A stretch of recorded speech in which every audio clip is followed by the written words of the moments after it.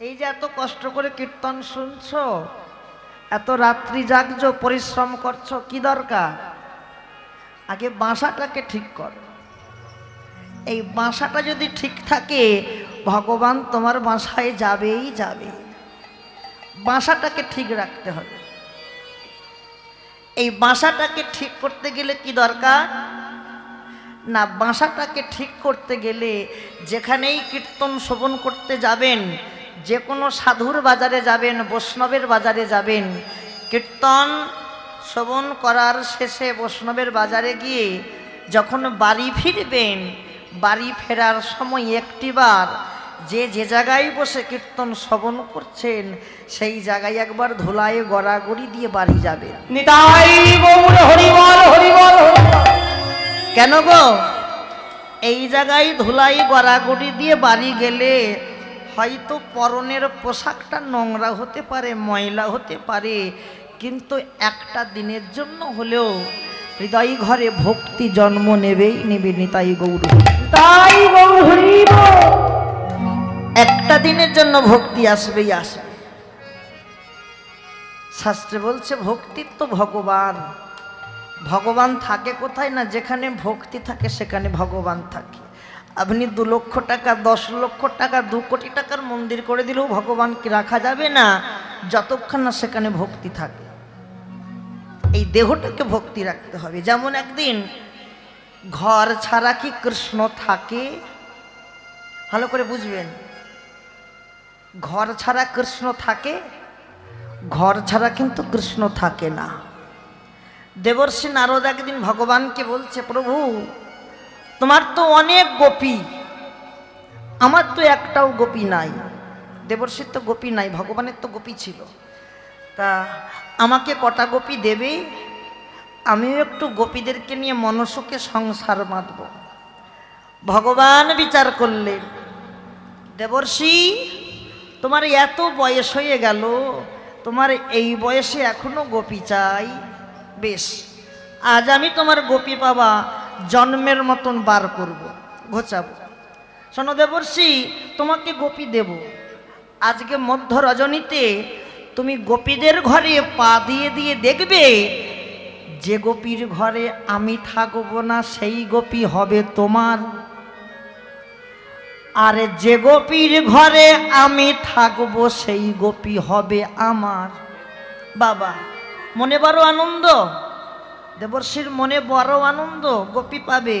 তাই প্রথম রজনী হতে না হতেই, যেই মধ্য রজনী হয়েছে, মধ্য রজনী হতে না হতেই দেবর্ষি যেই প্রথম গোপীর ঘরে পা দিল, দেখলো সেখানে ভগবান কৃষ্ণ শয়ন করে আছে। দ্বিতীয় গোপীর ঘরে পা দিলেন, দেখলেন সেখানেও ভগবান কৃষ্ণ শয়ন করে আছে। তৃতীয় গোপীর ঘরে পা দিয়ে দেখলেন সেখানেও কৃষ্ণ আছে। এইভাবে প্রত্যেকটা গোপীর ঘরে পা দিতে দিতে দিতে দেখলেন যে প্রত্যেকটা গোপীর ঘরেই তো ভগবান বিরাজ করছে।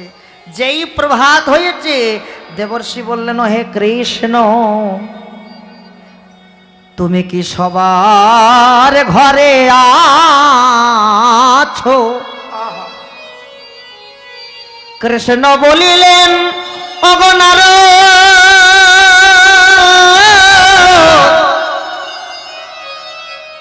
তুমি কি জানো না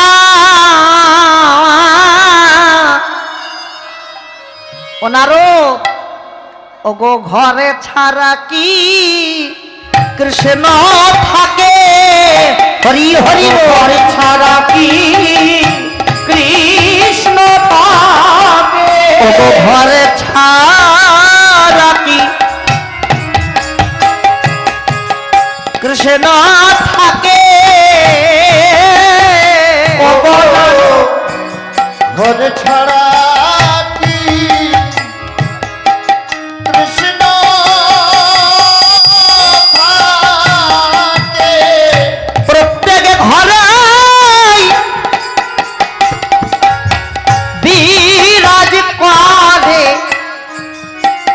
ঘরে ছাড়া কি কৃষ্ণ থাকে?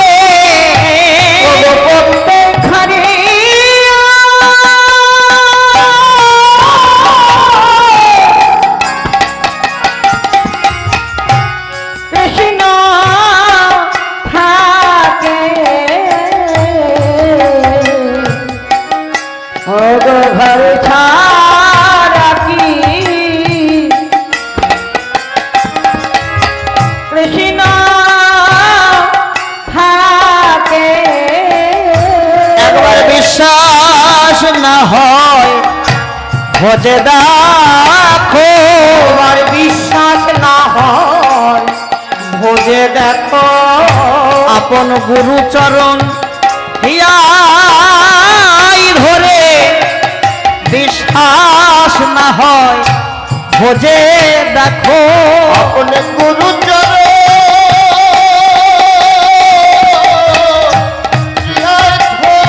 একবার বিশ্বাস না হয় ভজে দেখো, হৃদয়ে ধরে বিশ্বাস না হয় ভোজে দেখো, হৃদয়ে ধরে একবার বিশ্বাস না হয় ভোজে দেখো।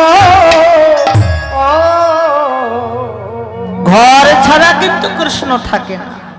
তাহলে ঘর ছাড়া যেমন কৃষ্ণ থাকে না, এই ঘরটাকে ঠিক রাখতে হবে, ঠিক কি না? এই ঘরটা যদি ঠিক রাখতে পারি, দেখবেন আপনা হতে জীবনের যত দুঃখ, যত কষ্ট, যত বেদনা, যন্ত্রণা সব কিন্তু মোচন হয়ে যাবে। একবার কৃষ্ণ নামে জীব যত পাপ করে, সে পাপীর সাধ্য নাই জীব তত পাপ করিবে। একবার হরি বললে পাপ যদি হরণ হয়ে যায়, সারাদিনে যে কতবার হরি বলি, কত পাপ করি, কত পাপ মোচন হয়। আচ্ছা বলো তো মায়েরা, কীর্তনটা হচ্ছে দেওয়া নেওয়া। আমাদের যে জন্ম হয়, ভালো করে বোঝেন, আমাদের যে জন্ম হয়েছে, হয়েছে কিভাবে? পিতামাতার দৈহিক মিলনের ঔরসে আমাদের জন্ম, তাই তো? হ্যাঁ, পিতামাতার দৈহিক মিলনের ঔরসে আমাদের জন্ম। আচ্ছা, ভগবানের জন্ম হয় না আবির্ভাব হয়? ভালো করে বলেন, ভগবানের জন্ম হয় না আবির্ভাব হয়? আবির্ভাব হয়। এখানে তত্ত্ব লুকিয়ে আছে।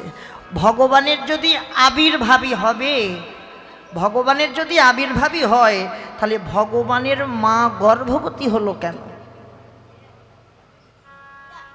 কি গো, ভগবানের তো আবির্ভাব হয়েছে, গর্ভবতী হয়েছিল। হাওয়াটা আসলো কোথা থেকে? যেমন প্রাকৃতিক হাওয়ায় ঝড়ে বৃষ্টি হচ্ছে, ওই হাওয়াটা আসলো কোথা থেকে? না, লক্ষ্য রাখো, গর্ভবতী হয়েছে একটাই কারণ। ভালো করে ভাষাগুলো বুঝবেন। শ্রীগুরুর লিঙ্গ জিহ্বা দ্বারা, শ্রীগুরুর লিঙ্গ জিহ্বা দ্বারা কর্ণজনি থেকে যে বিষ গর্ভে যায়, গর্ভে গিয়ে গর্ভ হয়, সেই গর্ভে গর্ভবতী হয়েছে। নিতাই গৌর হরিবল হরিবল। কি বলল? শ্রীগুরুর লিঙ্গ জিহ্বা দ্বারা কর্ণজনি থেকে যে বিষ গর্ভে যায়, গর্ভে গিয়ে গর্ভ হয়, আর সেই গর্ভে ভগবানের আবির্ভাব হয়। শ্রীকৃষ্ণের নাইকো গোচরণ খেলা, কৃষ্ণের নেই কোনো গোচরণ লীলা, রাধারানীর নাইকো কোনো বিরহের জ্বালা, রাধা রানীর নেই কোনো বিরহ জ্বালা। আমরা বলি কি, রাধারানী বিরহে কাঁদছে, কৃষ্ণ খেলা করছে। ওগো, এগুলো হচ্ছে সব চোখের ভ্রম। ভগবানের একদিকে লীলা, একদিকে জীব শিক্ষা। কৃষ্ণ কটা, কোন কৃষ্ণের লীলা হচ্ছে, লীলা প্রসঙ্গে গিয়ে বলবো, এখন আস্বাদন করুন। দেহটাকে যতক্ষণ না সাধুগুরু বৈষ্ণবের সেবাই দিতে পারো, সেই দেহ কখনো কখনো ভক্তি সঞ্চয়ে লাভ হবে না। আহা, নরোত্তম ঠাকুর মশাই বলছে না, এক জায়গায় দাঁড়িয়ে বলছে, গৌর হরি তোমাকে কি দেব গো, তোমাকে দেবার মতো যে আমারও কিন্তু কিছু পেলাম না। নরোত্তম ঠাকুর মশাই বলছে, যার বাংলার বহু বহু পদাবলী আছে। আহা, ঠাকুর মশাই বললেন, তোমাকে কি দেব আমরা, যা তুমি দিয়ে পাঠিয়েছো, তোমাকে কি দেবার মতো ক্ষমতা কারো আছে? কারো নাই। বলছে পদাবলিতে, ওগো কি দিব কি দিব ভাবি মনে করি আমি কি দিব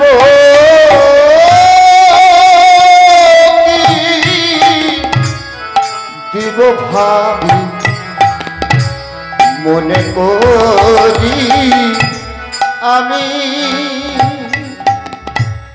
বুঝতে পারছেন পদাবলীর পদগুলো?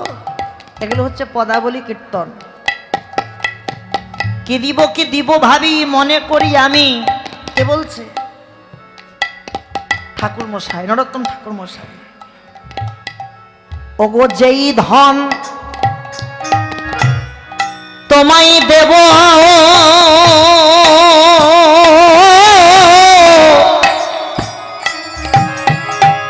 সেই ধন যে তুমি,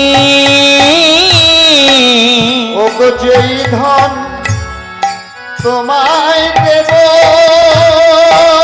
গৌর হরি গৌর হরি, ওগো সেই ধন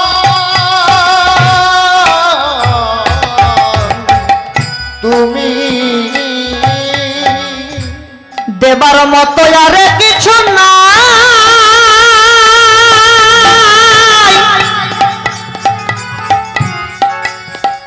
যা ছিল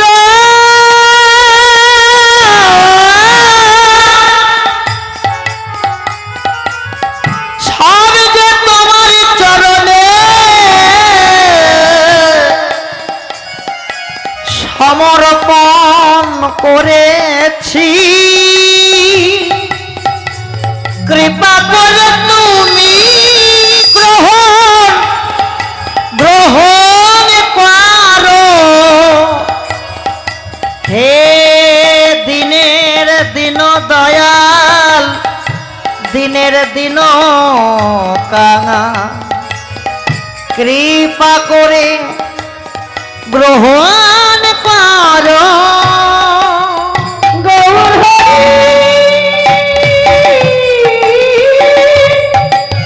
তাই গৌর হরি বল।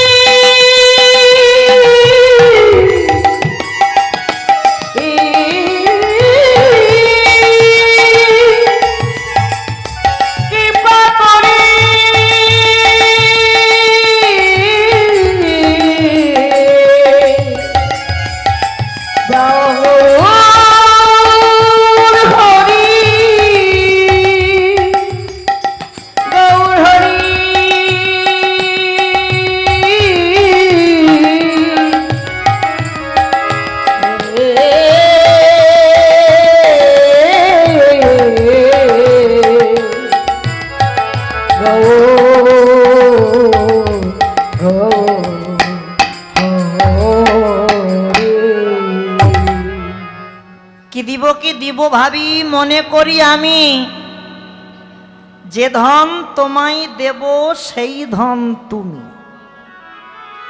যে ধন তোমাকে দেব সেই ধন যে তুমি। গৌর তোমার রাঙা পায়ে সব সপেছি আমি। ঠাকুর মশাই বলছেন গৌর হরি তোমার রাঙা পায়ে সব সপেছি আমি, অনেকের অনেক আছে আমার কেবল তুমি।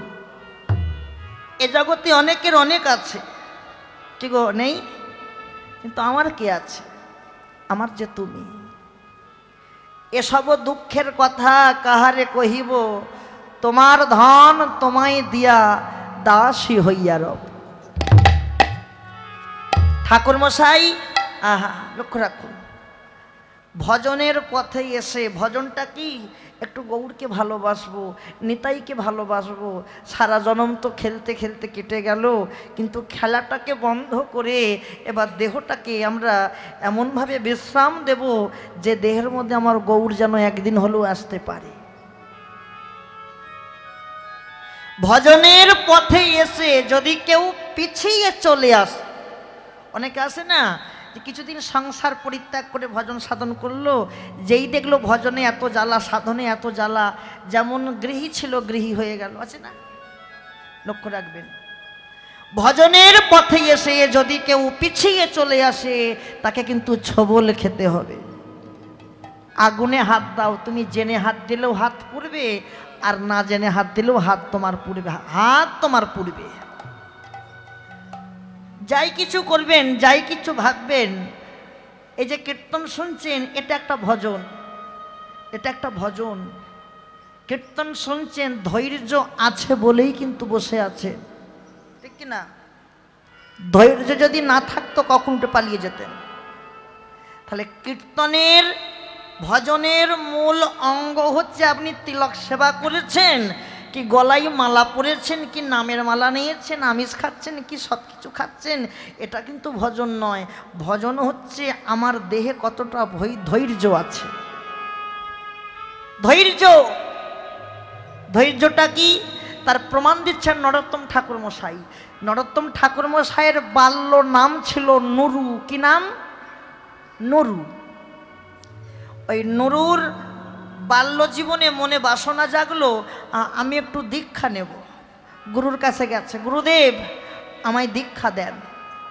গুরুদেব বলছে, বাবা দীক্ষা যে সবাইকে দেওয়া হয় না, দীক্ষা নিতে হলে আগে তুমি প্রমাণ দাও যে তুমি দীক্ষার উপযুক্ত কিনা, তবে তোমাকে দীক্ষা দেওয়া হবে, তবে তোমাকে দীক্ষা দেওয়া হবে।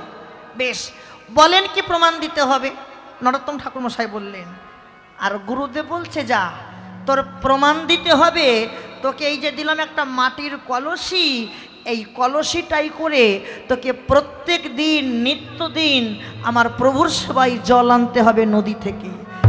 যদি দেখি তুই জল আনার উপযুক্ত হয়েছিস, যদি দেখি তুই দীক্ষার উপযুক্ত হয়েছিস, তবে তোকে দীক্ষা দেব। বেশ, এইভাবে দেখতে দেখতে দেখতে দেখতে নরোত্তম প্রত্যেক দিন মাথায় কলসি করে জল আনছে। এইভাবে যেতে যেতে যেতে যেতে যেতে যেতে 4টে বছর পার হয়ে গেল, তবু কিন্তু দীক্ষা হলো না। ভালো করে দেখেন কত ধৈর্য। 4টে বছর পার হয়ে গেল, দীক্ষা কিন্তু গুরুদেব দেয়নি। নরোত্তম ভাবলেন, আমার এতগুলো বছর পার হয়ে গেল, এতগুলো দিন পার হয়ে গেল, আমার জীবনে যেমন দীক্ষা হলো না, আমি এই দেহটাও রাখবো না। দেহটাকে নদীর জলে নিয়ে গিয়ে, মাথায় ছিল কি কলসি, কলসিটাকে বলছে, কলসি যা, আজ থেকে তোর সম্বন্ধ আমার শেষ। তোর সঙ্গে সম্বন্ধ ছিল, গুরু দিয়েছিল, কিন্তু এখানে আমি শেষ করলাম। কলসিটাকে জলেতে ভাসিয়ে দিল, নদীর জলে। আর কলসিটাকে ভাসিয়ে দিয়ে এবার নরোত্তম যখনই তার দেহটাকে ভাসাতে যাচ্ছে, জীবনটাকে শেষ করবে, ওই কলসি চিৎকার করে ডাকছে, নরু। কলসি ডাকছে, কথা নয়, কলসি ডাকছে, নরু এক্ষুনি অধৈর্য হয়ে পড়লি? এই তো ভজনের পথে এসেছিস, আর ভজনের পথে এসে তুই এক্ষুনি অধৈর্য হয়ে গেলি? দেখ আমার দিকে চেয়ে দেখ। কে বলছে? কলসি বলছি, আমার দিকে চেয়ে দেখ, আমাকে কত ধৈর্য ধরে থাকতে হয়েছে। আমাকে মনিব যখন তৈরি করেছিল, মাঠ থেকে কোদাল দিয়ে আমাকে কেটে এনেছে, কি কেটে এনে জল দিয়ে 2 পা দিয়ে দোলেছে। আমি ভাবলাম এবার হয়তো আমাকে ছেড়ে দেবে, কিন্তু না, রেহাই দিল না। ডেলা পাকিয়ে চাকতির মধ্যে রেখে আমাকে বনবন বনবন করে ঘুরিয়েছে, তৈরি করলো আমাকে। ভাবলাম এবার হয়তো রেহাই দেবে। কে বলছে? এবার হয়তো রেহাই দেবে, কিন্তু আমাকে তৈরি করার পরও কিন্তু রেহাই দিল না। কেন? এই কঠিন রোদের মধ্যে আমাকে খটখটে করে শুকনো করেছে। ভাবলাম এবার হয়তো রেহাই দেবে না। লাল আগুনে আমাকে কাঁচা অবস্থায় লাল করে পুড়িয়েছে, ভাবলাম এবার হয়তো ছেড়ে দেবে না। আমাকে আগুন থেকে বার করে বাজারে নিয়ে গেছে হাটে বিক্রি করতে, ভাবলাম এবার রেহাই পাবো, কিন্তু না। যে মনিব কিনছে সে চাবড়ে দেখে নিচ্ছে এ আমার বাড়ি যাবার উপযুক্ত কিনা। কি কলসি যখন কেনা হয় তাকে কিনে ব্যাগে ঢুকিয়ে দেওয়া হয়, চাবড়ে দেখে নেওয়া হয় যে এ বাড়ি যাবার উপযুক্ত কিনা।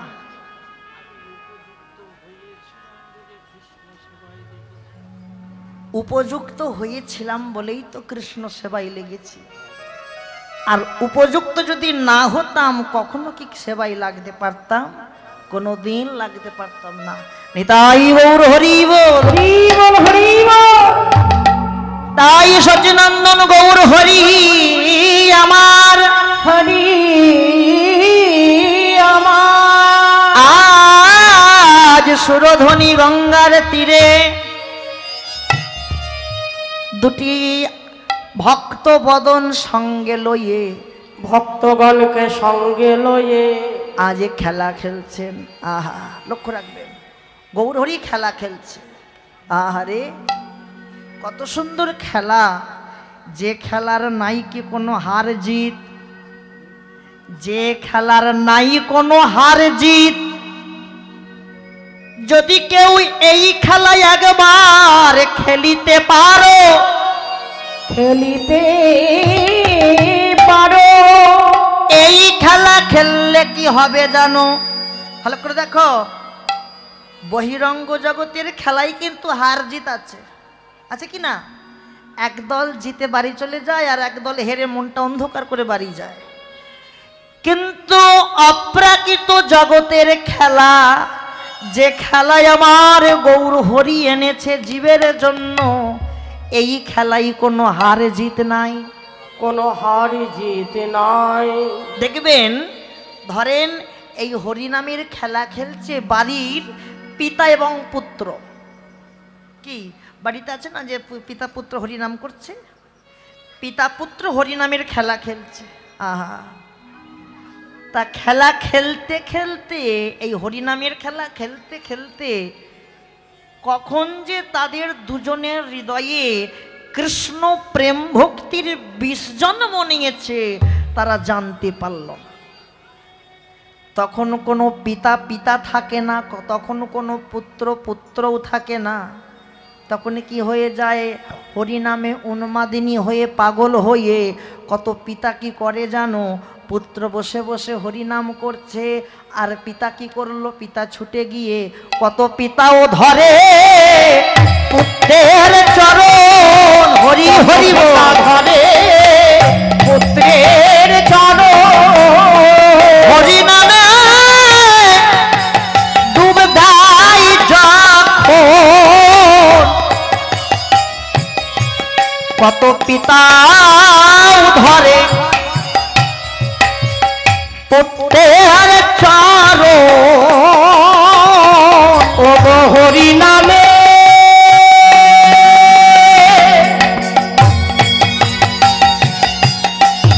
হরি নামে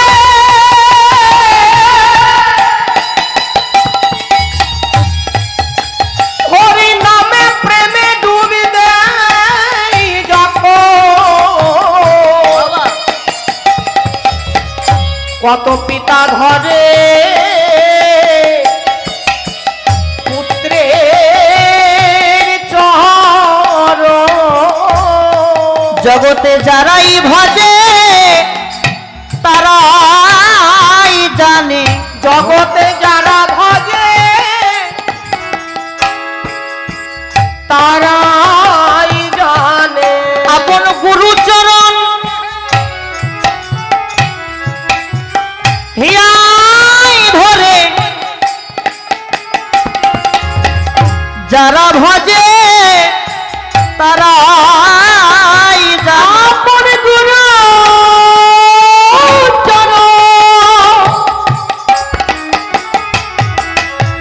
হৃদয়ে ধরে, জগতে যারাই ভজে তারাই জানে, গুরু চরণ হৃদয়ে ধরে, যারাই ভজে তারাই জানে, গুরু চরণ হৃদয়ে ধরে, যারাই ভজে ভজে তারাই জানে। পুত্রের মতন পুত্র যদি জন্ম দেওয়া হয় না, পিতামাতা চরণ ধরে। ঠিক বলছি কি না? যদি পুত্রের মতন পুত্রকে জন্ম দেওয়া যায়, মাও কিন্তু চরণ ধরে কাঁদে। আহা, একটু খুলে বলি, ভালো করে শোনেন। মাও কিন্তু চরণ ধরে কেঁদেছিল। কার? নিমাই যখন সন্ন্যাসী হয়ে চলে গেল, সন্ন্যাসী হয়ে যাবার দিন নিমাই মনে মনে ভাবছে আজ আমি সন্ন্যাস নেবই নেব। কথা বলো না।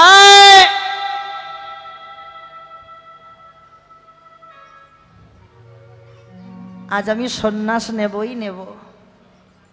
এই বলে নিমাই কি করেছে, বিষ্ণুপ্রিয়াকে বলছে, প্রিয়া তুমি ভোগের পারস সাজাও, আমি নদী থেকে স্নান করে উঠে আসি। যেই নিমাই স্নান করতে গেল গঙ্গার ঘাটে, গঙ্গার ঘাটে আর একজন বৈষ্ণব স্নান করছিল। বৈষ্ণব নিমাই গঙ্গার ঘাটে গিয়ে গঙ্গা দেবীকে প্রণাম করে যেই গঙ্গায় ঝাঁপ দিয়েছে, দেখো না বাচ্চারা পুকুরে ঝাঁপ দেয়, তা যদি কেউ পুকুরে নদীতে ঝাঁপ দেয় তার পায়ের জলটা ছেটকায় না? নিমাইও এক ঝাঁপ দিয়েছে। নিমাই যা ঝাঁপ দিয়েছে, নিমাইয়ের চরণের জলটা ছিটকে ওই বৈষ্ণবের গায়ে পড়েছিল। আর বৈষ্ণব তখন ক্রোধান্বিত হয়ে বললেন, কেরে লক্ষ্মী ছাড়া। নিমাই বলল, বৈষ্ণব ঠাকুর বলল, কেরে লক্ষ্মী ছাড়া। নিমাই মাথাটি নত করে করজোর করে এসে বলছে, গো ঠাকুর আপনি কৃপা করুন, করুণা করুন, যেন প্রকৃত লক্ষ্মী ছাড়াই হতে পারে। আজ থেকে যেন প্রকৃত লক্ষ্মী ছাড়া হতে পারি। এই বলে নিমাই নিজ আঙিনায় ফিরে গেল। রাত্রি হয়ে গেল।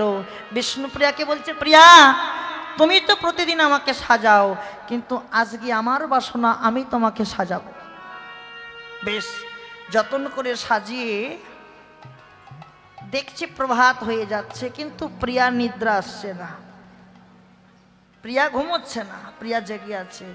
নিমাই নিদ্রাকে ডাকছে। নিদ্রাকে, এই নিদ্রাকে, নিদ্রা হচ্ছে যমের ভগ্নী, যমরাজের ভগ্নী হচ্ছে নিদ্রা। নিদ্রা দেরি করিস না, এই মুহূর্তে প্রিয়ার নয়নে ভর কর, কারণ প্রিয়া যদি জেগে থাকে আমি যে সন্ন্যাসী যেতে পারবো না। আর বিষ্ণুপ্রিয়াও আবার নিদ্রাকে বলছে, নিদ্রা আমি তোর কাছে আঁচল চেয়ে ভিক্ষা চাইছি, আজকের রাতটা তুই আমার চোখে আসিস না। আমি যদি ঘুমিয়ে পড়ি, আমি যে জনমের মতো আমার স্বামীকে হারাবো। আবার মহাপ্রভু বললেন, নিদ্রা তুই কি আমার কথা শুনতে পাচ্ছিস না? আমি যদি সন্ন্যাসে যাই, কাঁদবে তো দুজন, আমার স্ত্রী কাঁদবে, প্রিয়া কাঁদবে, আর আমার মা কাঁদবে। কিন্তু আমি সন্ন্যাসে গেলে জগতের জীব তো উদ্ধার হবে, জগতের জীব তো উদ্ধার হবে। এই ভাব লক্ষ্য করে মহাপ্রভু সন্ন্যাস চলে গেল। সংক্ষেপ বলে যাচ্ছি, সন্ন্যাসী চলে গেল। দেখতে দেখতে দেখতে দেখতে কত বৎসর কেটে গেল। সচী মায়ের যখন শেষ অবস্থা হয়ে এসেছে, শেষ অবস্থা, প্রত্যেকটা জীবেরই কিন্তু শেষ অবস্থা হয়, হয় কি না? আজকে ক্ষমতা আছে, চলে এসেছেন এই জায়গায় কীর্তন শুনতে। একবার ভাবুন তো, যেদিন ক্ষমতাটা থাকবে না সেদিন কোথায় যাবেন? উপায় থাকলেও কি আশা হবে? আশা হবে না। সচিমা বলছে, অবধূত, অবধূতকে বলছে, অবধূত কতদিন হলো, কত বছর কেটে গেল, আমি আমার আমার মা বলা পাখিটাকে দর্শন করতে পারলাম না। মা বলা পাখিটা যে নিমাই, আমি মনে হয় বেশিক্ষণ থাকবো না। তুই কি একটাবার আনতে পারবি? আমি তাকে দেখে আমার মনের একটু জ্বালাটা মিটিয়ে আমি আমার নিমাইয়ের কোলে মাথা রেখে আমি চির ঘুম ঘুমাবো। মা তুমি চিন্তা করো না, আমি যাব আর আসবো। অবধূত ছুটতে ছুটতে গেল নিমাইয়ের কাছে, ভাই ভাই একবার একবার বাড়ি চল। কথা বলছো কেন? একটিবার বাড়ি চল ভাই। কেন দাদা, কি হয়েছে? দাদাকে দেখে কি আনন্দ নিমাইয়ের, কতদিন পর আমার আপনজন আমার কাছে এসেছে। দাদা আমার আমার মা কেমন আছে? মায়ের কথাটা বলতেই নিমাইয়ের চোখ ফেটে জল আসছে। ভাই মা ভালো নেই, মা তোকে একবার দেখতে চেয়েছে। দাদা তুমি কি জানো না, যে সন্ন্যাসে যায়, যে সন্ন্যাসী হয়, তার যে বাস্তবিকটার মুখ দর্শন করতে নয়। আমি যেতে পারবো না তো কি হয়েছে, তুমি কষ্ট করে একটু কষ্ট করে আমার মাকে আমার কাছে আনবে। মাকে আমার কাছে আনো। শুধু মা কেন, জগতের জীব, যত জীব আছে সবাই আমার কাছে আসুক, সবাইকে আনবে, কিন্তু মাথায় রাখবে বিষ্ণুপ্রিয়া যেন না আসে। অবধূত ছুটতে ছুটতে এসে মায়ের চরণে প্রণাম করে বলছে, মা নিমাই আসতে পারবে না। কেন পারবে না? কারণ নিমাই বলেছে সন্ন্যাসীর নাই যে বাস্তবিকটার বদন দর্শন করতে, কিন্তু নিমাই বলেছে সবাইকে যেতে, সবাইকে যেতে। শুধু তুমি আমি নয়, এ গোটা নদেবাসী সবাই যাবে, কিন্তু মা বিষ্ণুপ্রিয়াকে যেতে মানা করেছে। এ কথাটি শোনা মাত্র বিষ্ণুপ্রিয়া তুলসী তলায় আছাড় খেয়ে পড়ে সচী মায়ের চরণটা ধরে বলছে, মা আপনি ভাববেন না, আপনি হয়তো জানেন না, আমি জানি। কারণ প্রত্যেক দিন নিত্যদিন আপনার ছেলে আমার স্বামী আমাকে গ্রন্থ অধ্যয়ন করে শোনাতো। কি বলতো জানেন? বলতো সন্ন্যাসীর নাইকো স্ত্রীর বদন দর্শন করতে। দেখেছেন কেমন স্ত্রী শাশুড়িকে সান্ত্বনা দিচ্ছে। আমি যেতে পারবো না তো কি হয়েছে, আপনি যান, আপনি গিয়ে দেখে এসে বলবেন আতেই আমার দেখা হবে। রাধে রাধে মায়েরা, লক্ষ্য রাখো, এ জগতে যারা এহেন কলিযুগে যে সব মায়েরা বাবারা সন্তানকে হারিয়েছে, একমাত্র তারাই জানে সন্তান হারানোর কি ব্যথা, তারাই জানে। মা পাগল হয়ে যায়। সচিমা যখন যাচ্ছে নিমাইয়ের কাছে, গুটি গুটি পায়ে যাচ্ছে, কিন্তু অন্তরে নিমাই নিমাই বলে ডাকছে। মায়ের কাঁধ থেকে আঁচলটা ধুলাতে লুটাচ্ছে, তবু কিন্তু মায়ের চৈতন্য ফিরছে না। যেই নিমাইয়ের কাছে গিয়ে দাঁড়িয়েছে আর যেই নিমাইকে দর্শন করছে, আহা, এ আমি কাকে দেখছি, এ আমি কাকে দেখছি, এ কি আমার নিমাই? ভালো করে লক্ষ্য করছে আর মনে মনে বলছে, কোথায় গেল তোর সেই মাথার কেশ, কোথায় তোর সেই বেশ, আমি কোন বেশে তোকে দেখছি। সচিমা কোনো কথা না বলে ছুটতে ছুটতে গিয়ে নিমাইয়ের চরণটা ধরে প্রণাম করছে। সচিমা ছুটতে ছুটতে গিয়ে নিমাইকে প্রণাম করছে। আর নিমাই বলছে, এ তুমি কি করছো মা? ছাড়ো, তুমি আমার চরণটা ছাড়ো, তুমি যে মা, তুমি মা হয়ে আমাকে প্রণাম করছো। সচিমা কাঁদছে আর বলছে, নিমাই ওরে, আমি মা হতে পারি, তুই আমার সন্তান, কিন্তু আমি তোকে প্রণাম করছি না। আমি কাকে প্রণাম করছি জানিস? আমি প্রণাম করছি তোর ওই অঙ্গের বেশটাকে। নিতাই গৌর হরি বল, হরি বল। আমি যেটা মা হয়ে যেটা করতে পারলাম না, তুই আমার সন্তান হয়ে সেটা করেছিস। ওরে, তোর মতন ভাগ্যবান সন্তান আমার এক জন্ম কেন, জন্ম জন্ম যেন আমার গর্ভে আসে। অনুরাগ রাখতে হবে। সবাইকে বলে যাই মায়েরা, আর দেখা হয় কি না হয়, কারণ এ পৃথিবীতে কেউ তো চিরস্থায়ী নয়। আজ আছি, কাল নাও থাকতে পারি। একদিন না একদিন সবাইকে যেতে হবে। যে কথাটি বলছি মাথায় রাখবেন, যে কটা দিন থাকবেন পৃথিবীতে, যে কটা দিন আছেন, অন্য কিছু চিন্তা ভাবনা না করে লক্ষ্য রাখবেন একটাই, কি গৌরহরিকে আজকে থেকে জানিয়ে যাও। আজকের দিনটা বড় ভাগ্যবতী দিন গো। আজকের দিনটা কি দিন? আজকে ভগবান শ্রীকৃষ্ণের চন্দন শোভাযাত্রা, অক্ষয় তৃতীয়ার দিন। আজ থেকে 42 দিন ভগবান কৃষ্ণের, জগন্নাথ বলরাম সুভদ্রা মায়ের চন্দন শোভাযাত্রা হবে। নিতাই গৌর হরি বল। আজকের দিনটা সবার ভাগ্যে হয় না গো। আজ থেকে পুরীধামে রথের চাকা তৈরি হবে। আহা, আজকে থেকে আজকে প্রভুকে জানিয়ে যাও। আজকের দিনে ভগীরথী মা গঙ্গাকে নিয়ে এসেছিল। আহারে, জানিয়ে যাও প্রভু তোমার কাছে এই কীর্তন আসরে বলে গেলাম, তোমার কাছে জানাইয়ে গেলাম, যেদিন আমাদের দেহ থেকে প্রাণ পাখিটা বিদায় নেবে, হরিবল হরিবল, বিদায়ের সময়ে যদি তোমাকে ডাকতে ভুলে যাই, তুমি যেন আসতে ভুলে যেও না, আসতে ভুলে যেও না। মৃত্যুর সঙ্গে লড়াই করতে করতে যদি তোমাকে ডাকতে ভুলে যাই, ডাকিতে ভুলে যাই, কিন্তু তুমি যেন আসতে ভুলে যেও না, তুমি যেন আসতে ভুলে যেও না। তোমার কাছে জানাইয়ে গেলাম,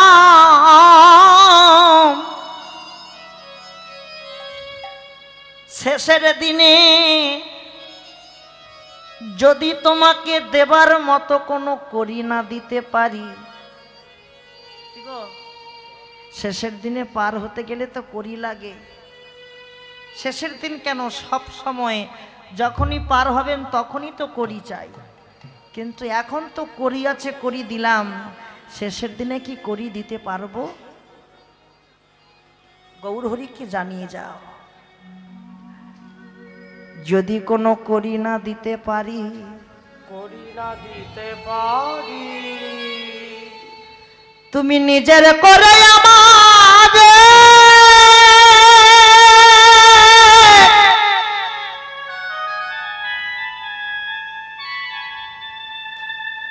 নিজের করে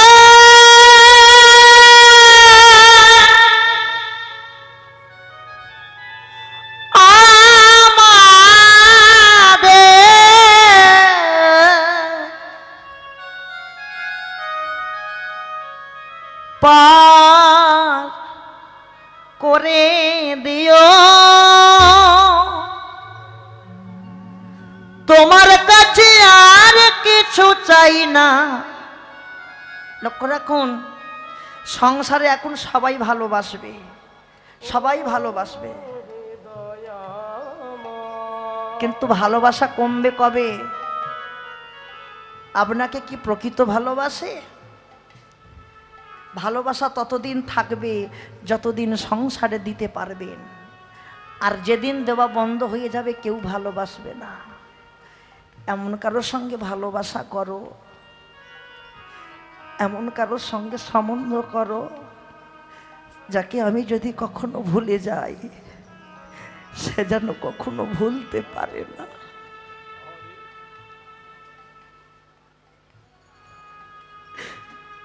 যেন কোনো দিন ভুলতে পারে না।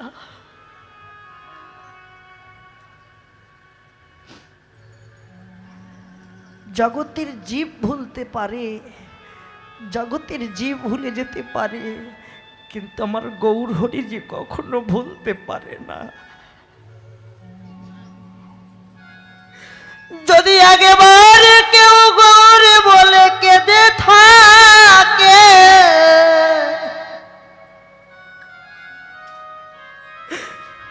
যদি কখনো মনে ভাবে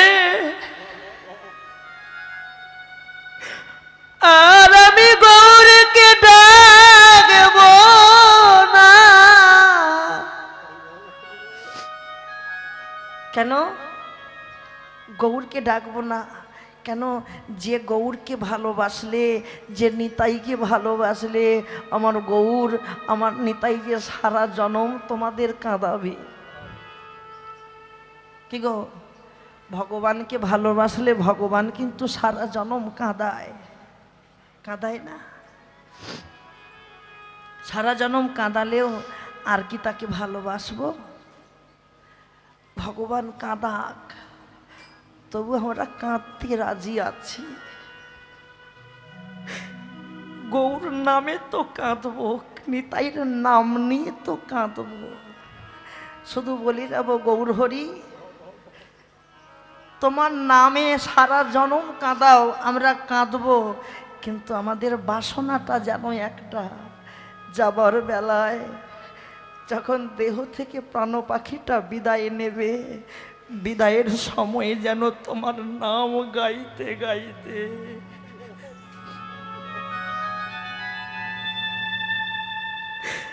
যেন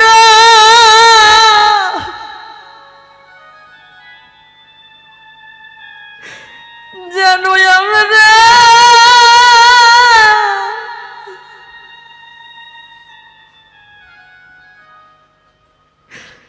আমাদের শেষে যাত্রা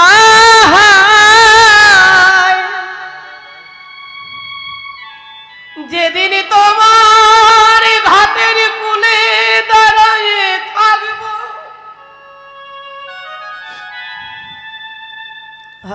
সেই দিন দুহাতে তুলে বলে গো,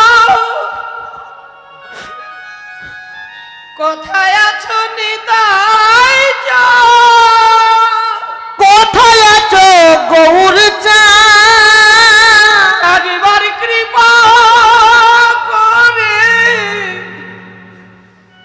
তোমাদের চরণ তরে দিয়ে আমায় পার করে দাও। গৌর হরি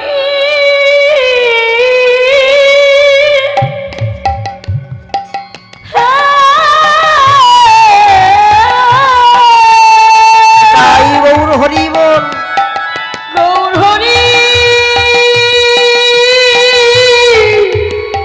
আমাদের হাত ধরে করি করে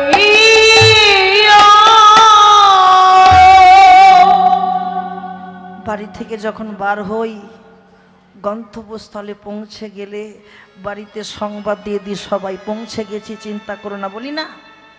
ভালো করে ভাবুন। কিন্তু যেদিন আমরা প্রকৃত পৌঁছে যাব সেদিন কি সংবাদ দিতে পারবো? কত দূরে গেছে, কত দূরে আছে, ভবের মায়া কাটাতে কাটাতে এ জন্মে সব কিছু শেষ হয়ে গেল। গৌর নাম করা হলো না, কৃষ্ণ নাম করা হয়েছে আমাদের, হয়নি। মায়ার সংসারে মেতে আমার আমার করে সব কিছু ভুলে গেলাম, গৌরকে চিনতে পারলাম না। আমার গৌর হরি যেদিন ঝাড়িখণ্ডের বন দিয়ে, ভালো করে শোনেন, ঝাড়িখণ্ড, ঝাড়িখণ্ড নাম শুনেছেন তো? ঝাড়খণ্ড। ওই ঝাড়খণ্ডের পথ দিয়ে গৌর সুন্দর যখন বৃন্দাবনে যাচ্ছিল, ঠিক এইভাবে একটা হাত উপরে তুলে একটা হাত আদো আদো রেখে পাটাকে বাঁকি যখন কৃষ্ণ কৃষ্ণ বলে যখন ছুটতে ছুটতে যাচ্ছে, ঝাড়িখণ্ডের বনে কত বাঘ, কত সিংহ, কত হাতি, কত বিষধর সর্প, এরা যদি আমাদের মতন মানুষকে একবার দর্শন করে সঙ্গে সঙ্গে প্রাণ নিয়ে নেয়, কিন্তু গৌর হরির সুকণ্ঠ বদনে হরিনামে ধ্বনি শ্রবণ করে কিবা ব্যাঘ্র, কিবা সিংহ, কিবা হাতি, কিবা পশু, কিবা সর্প, এরাও কিন্তু গৌরের সঙ্গে ধুলায় লুটাইয়ে গৌর গৌর বলে কেঁদেছিল। এরাও কিন্তু গৌরের নাম নিতে নিতে ভুলে গেল আমি আমি আমি আর বাঘ নই, ভুলে গেল আমি সিংহ নই, আমি সর্প নই, আমরা সবাইকে, আমরা সবাই হচ্ছে গৌর চরণের দাস। নিতাই গৌর হরি বল, হরি বল। গৌর চরণের দাস। আহা, গৌরকে না ভালোবাসলে একটা কথা মাথায় রাখবে, এ জগতে সবার সবে কিছুই আছে, কিন্তু মাথায় রাখবেন জগতে যার কেউ থাকে না তার যে গৌর আছে, জগতে যার কেউ থাকে তাই গৌর হরিব, তার যে গৌর আছে এ জগতে। কি গো, যার কেউ থাকে না, মানুষ কার পাশে দাঁড়ায় গো? মানুষ কার পাশে দাঁড়ায়? দেখবেন জগতে যার টাকা আছে মানুষ গিয়ে তার পাশে দাঁড়ায়, কিন্তু যে কাঙাল, যার ভবের কুলে গৌর ছাড়া কেউ নাই, তার পাশে কেউ দাঁড়ায় না। তার পাশে দাঁড়ায় কে? তার পাশে দাঁড়ায় এই জগতের মালিক, তার পাশে দাঁড়ায়। যে মালিক আমাদের পাশে দাঁড়ায় সে মালিককে তো ভালোবাসতে হবে, সে মালিকের সঙ্গে সম্বন্ধ করতে হবে। আহা, আর কবে নিতাই চাঁদ করুণা করিবে, সংসার ও বাসনা আমার কবে তুচ্ছ হবে। যারে দেখে তারে বলে দন্ত্রে তৃণ ধরি, দন্তে তৃণ ধরি, আমারে কি নিয়া লহ একবার বলো গৌর হরি, বলো গৌর হরি। নিতাই মোর জীবন ধন, নিতাই মোর জাতি, নিতাই মোর জাতি, নিতাই বিহনে আর নাহি কোনো গতি। মায়ার সংসারের মুখে তুলে দিয়া ছাই, তুলে দিল ছাই, তুলে দিয়া, দিল নয় দিয়া, তুলে দিয়া ছাই। নগরে মাগিয়া খাবো মুখে গাইব নিতাই তাই হানি তাই হানি তাই। একটু গৌল্লা বেশি করে গাইলাম কেন জানো? কমিটির কিছু বাবা বলে এসেছিল, বয়স্ক বাবা, বাবা একটু গৌর লীলা শুনতে ভালোবাসি আমরা। লীলা তো সবই ভগবানের লীলা, হয় দুটো, একটা কৃষ্ণ লীলা, একটা গৌর লীলা। এই লীলার মধ্যেই, তবে লীলাটা আমরাও একটু বেশি করে গাই। কেন? গৌর দেশের মানুষ হয়ে কি গৌরকে ভোলা যায়? এই আনখর প্রশ্ন যখন তখন করলে হয় না। যমের একটা বোন, যম আর যমুনা। যম আর যমুনা হচ্ছে যমজ ভাই বোন। বাবা, যম ছিল দাদা, তার একটি ভগ্নী ছিল, নাম ছিল যমুনা, যিনি মহাদেবকে স্নান করিয়ে কালো হয়ে গেছিল। হরিবল হরিবল। সেই ভাগ্যবতী পূর্ণবতী যমুনা জনমের মতো আমার গোবিন্দের চরণের দাসী হয়ে রইল। হয়তো আপনার বাসনা, কিন্তু বাসায় যাবেন, দুমদাম করে প্রশ্ন দিলে কখন কোন মুটে থাকার ধরা কি যায়? এগুলো হয় তরজা গানে, কবি গানে হয়, লিখে দিচ্ছে অমুক অমুক অমুক, প্রশ্ন করছে উত্তর দেন, তরজায় হয়।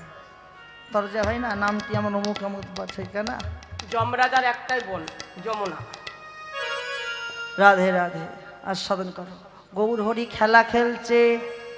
এই একটা লক্ষ্য রাখো, ভালো করে মন দিয়ে শোনো। এটা আমরাও যে খেলা খেলি, আমরা খেলা খেলি কিনা? আমাদের খেলা আর গৌরের আনা খেলা অনেক তফাৎ। প্রাকৃত আর অপ্রাকৃত। আমাদের খেলা প্রাকৃত, আর আমার গৌর হরির খেলা অপ্রাকৃত। হরিবল। ওই অপ্রাকৃত খেলা বুঝিতে গেলে, খেলা খেলিতে গেলে সৎগুরুর চরণ আশ্রয় করতে হবে। বাবা, গুরু চরণ আশ্রয় করবার আগে তোমাদের মতো মহৎ ব্যক্তি, তোমাদের মতো প্রসিদ্ধ সাধু বৈষ্ণবের সঙ্গ করিতে হবে।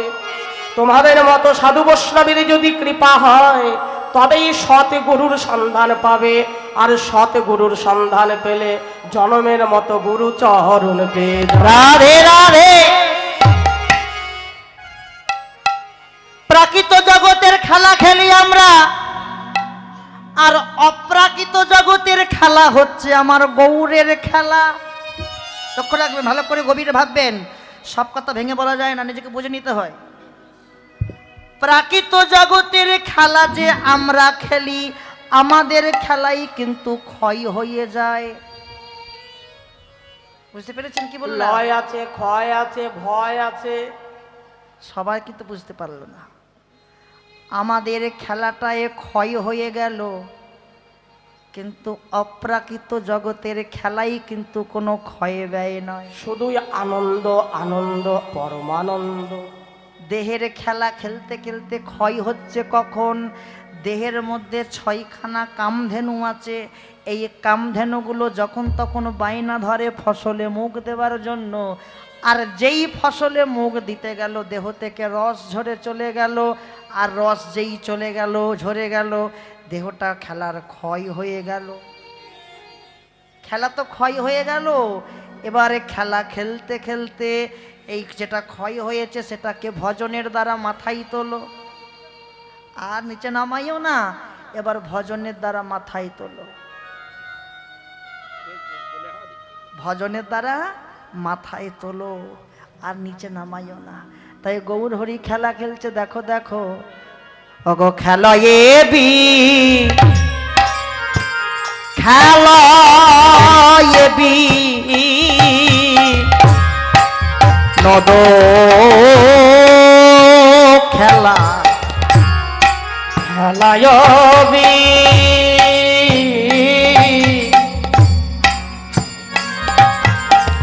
ওগো খেলায়বি নদ খেলা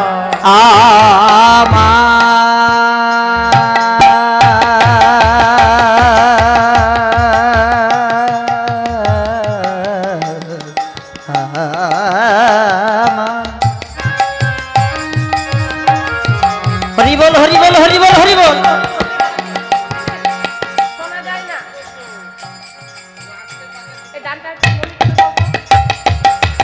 আমার আমার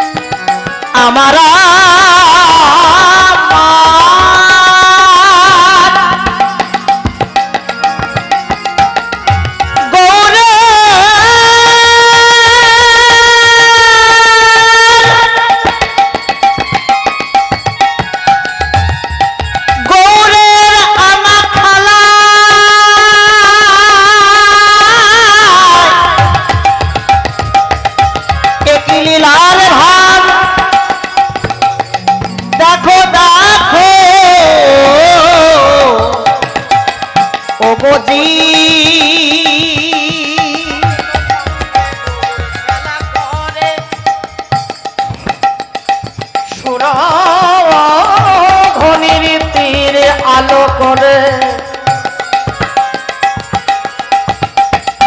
আমার গৌর ভক্তদের সঙ্গে লইয়ে যে এমন খেলাই মেতেছে, এই খেলা জগতের কেউ কোনোদিন খেলে নাই। এটা যে সেই নবীন নূতন খেলা। জগতে অনেক খেলা আছে ঠিকই, প্রত্যেকটা খেলাই হার জিত আছে, কিন্তু আমার গৌর হরির খেলাই কোনো হার নাই, জিত নাই। এই যে এমন খেলা, কিবা নারী কিবা পুরুষ, কিবা শত্রু কিবা মিত্র, একই ছাদের তলায় বসে এই খেলাই খেলা খেলে। দেখো গো আরে খেলায়বি খেলায়বি বিনোদ খেলা আমার গৌরবান মালি গৌর আমার খেলায় কবি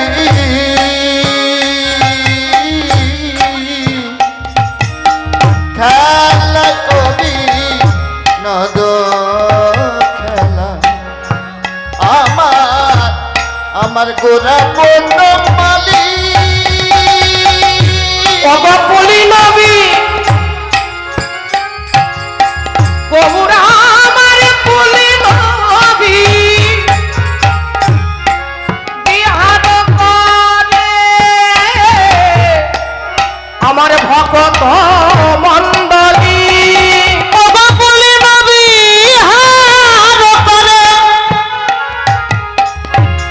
কুলি নবী হার করে ভক্ত মণ্ডলী গো খেলা যে খেলে গো খেলা যে করে গো খেলা যে খেলে গো খেলা যে করে গো খেলা যে খেলে গো খেলা যে খেলে গো গৌর হরি সঙ্গে লইয়া খেলা যে খেলে গো আমার গৌর হরির সঙ্গে লয়ে খেলা যে খেলে গো গৌর হরি সঙ্গে লইয়া খেলা যে খেলে গো ওই গৌর হরিকে সঙ্গে লয়ে খেলা যে খেলে গো গৌর হরিকে সঙ্গে লইয়া দেখো দেখো যোগজি গৌর হরির সঙ্গে লয়ে ভক্তগণের সঙ্গে লয়ে গৌর হরির সঙ্গে লয়ে ভক্তগণের সঙ্গে লয়ে গৌর হরির সঙ্গে লয়ে ভক্তগণের সঙ্গে লয়ে গৌর হরির সঙ্গে লয়ে খেলা যে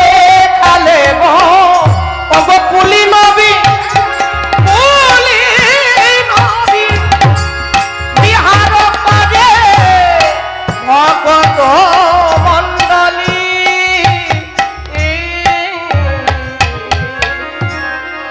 তাই বললেন খেলাইয়া বিনোদ খেলা গোরা বনমালী গোরা বনমালী পুলিন পুলিন বিহার করে ভকত মণ্ডলী পুলি নবিহার করে গৌর আমার ভকত মণ্ডলী আহা কত সুন্দর খেলা গো খেলা খেলো এমন খেলা খেলো যে খেলা খেলতে খেলতে যে খেলা খেলতে খেলতে আমার ভব পারাপারের রাস্তা পরিষ্কার হবে তাই তো এমন খেলা খেলো না যে খেলাই যত জঞ্জাল আছে ময়লা আছে ওই রাস্তায় এসে জড়ো হবে এর জন্য খেলা খেলতে হবে ওই জঞ্জাল পরিষ্কার করবার জন্য আমার গোরা বনমালীকে দরকার আহা ভ্রমিতে ভ্রমিতে কোনো ভাগ্যবানে জি বাবা বাবা গুরু কৃষ্ণের প্রসাদী পাই ভক্তি লতাবি মালি হয়ে সেই বীজ করিয়া রোপণ বাহ শ্রবণ কীর্তন রসে করয়ে সিঞ্চন আমার গোরা বলো মালি গোরা বলো মালি আমার গোরা বলো মালি আমার গোরা বলো মালি এই কলি জীবের হৃদ ক্ষেত্রে আমার গোরা বলো মালি কলি জীবের হৃদয় ক্ষেত্রে নিজের মালি আমার কলি জীবের হৃদয় ক্ষেত্রে আমার গোরা বলো মালি কলি জীবের হৃদয় ক্ষেত্রে ভালো করে জেনে দেখো মালি ওই ভালো করে জেনে দেখো মালি ওই ভালো করে জেনে দেখো মালি ভালো করে জেনে দেখো মালি আরে গোরা বনো মালি গোরা বনমালীর সঙ্গ পেতে হলে গোরা বনমালীর কৃপা অর্জন করতে হলে রহ রহ সাধুগুরু বৈষ্ণবের সঙ্গ পেতে হবে বলছে না শাস্ত্রে কি বলছে সাধু সঙ্গ সর্বশাস্ত্রে কয় সর্বশাস্ত্রে কায় সাধু সঙ্গ লবে মাত্র জীবের কৃষ্ণ ভক্তির উদয় হয় আর বললেন সাধু সঙ্গ হইতে হয় সাধু সঙ্গ হইতে হয় অনর্থ নিবর্তন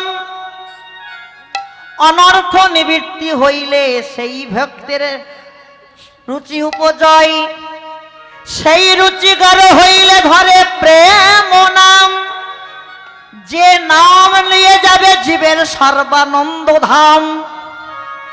যেজন সাধু সঙ্গে করে বাস, কেটে যাই তার মায়া পাশ।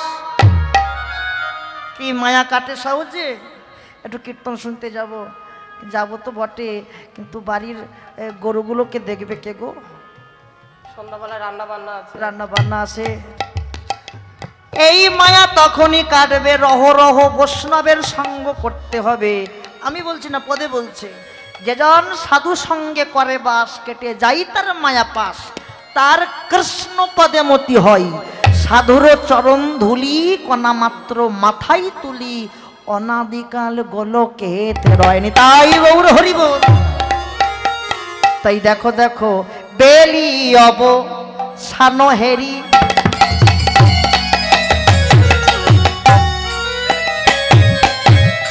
গৃহেতে লীলা। আরে বেলি অব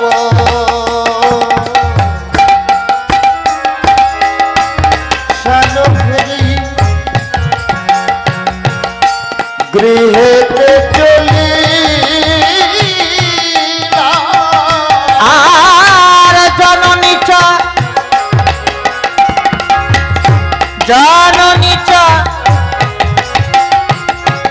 রণে আসি প্রণাম